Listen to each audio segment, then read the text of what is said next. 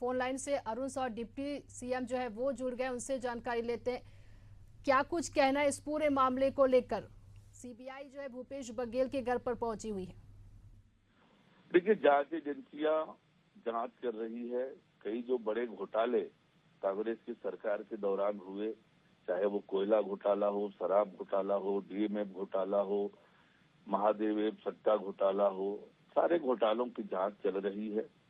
इस बात से कोई इनकार भी नहीं कर सकता कि ये घोटाले जब हुए तो राज्य में मुख्यमंत्री कौन से संबंधित अधिकारी उस दौरान काम कर रहे थे। तो जो जो तथ्य आते जा रहे हैं सीबीआई के पास, ईडी के पास, तो सीबीआई और ईडी ये कंटिन्यूअस जांच के प्रोसेस से जांच कर रही है। ये जांच का सामान्य प्रक्रम है और इसमें ना किसी तरह की कोई राजनीति है, ना कोई बात है।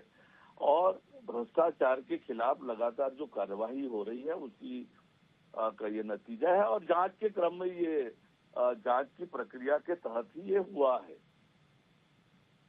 आपका कहना है कि ये जांच का एक क्रम है, लेकिन लगातार जो कांग्रेस है वो कह रही है कि बीजेपी सरकार सीबीआई और ईडी जैसी एजेंसियों का राजनीतिक हथियार के रूप में इस्तेमाल कर रही है।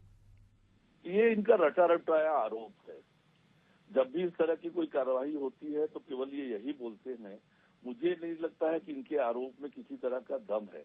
इनके पास कोई बचाव के हथियार नहीं है। आप निर्दोष है, निष्पक्ष है। मैं इनसे पूछना चाहता हूं कि ये बताएं, अब तक ईडी और सीबीआई ने चाहे वो शराब घोटाला में, कोयला घोटाला में जो गिरफ्तारियां की है, क्या उनका जमानत हुआ है कोर्ट से? इसका मतलब ये है कि वो तथ्यों पर आधारित, साक्ष्यों पर आधारित गिरफ्तारी और कार्यवाही थी। दूसरा ये है कि आज केवल राजनीतिक लोगों के घर पे ही जांच नहीं चल रही है। जो संबंधित अधिकारी थे उस समय के, चाहे वो आईपीएस हो, छोटे अधिकारी हो, कर्मचारी हो, उन सबके घर भी सीबीआई ने जांच की है। तो ये कोई राजनीति का आरोप, राजनीति के आधार पर की गई कार्रवाई कहना ये बिल्कुल बेबुनियाद और निराधार है। और वास्तविकता ये है कि जांच के क्रम में सीबीआई जांच के लिए पहुंची है। आप निर्दोष हैं तो आप एजेंसी को बता दें। आपके पास जो जानकारी है वो बता दें। आपसे पूछने ही गई है सीबीआई। जब ईडी पहुंची हुई थी 10 मार्च को, तब भी भूपेश बघेल ने कहा था कि ये सिर्फ राजनीतिक प्रक्रिया है और कुछ भी ऐसे कोई बड़ा कैश वहां से बरामद नहीं हुआ था। सिर्फ 30 से 33 लाख ही कैश बरामद हुए थे। देखिए, यही मेरा कहना है कि आपके पास कुछ नहीं मिलेगा, आपका कोई इन्वॉल्वमेंट नहीं है, तो आप अपने आप जांच की प्रक्रिया से बाहर हो जाएंगे। डर क्यों रहे हैं, घबरा क्यों रहे हैं और इसको राजनीति पर प्रेरित क्यों बता रहे हैं?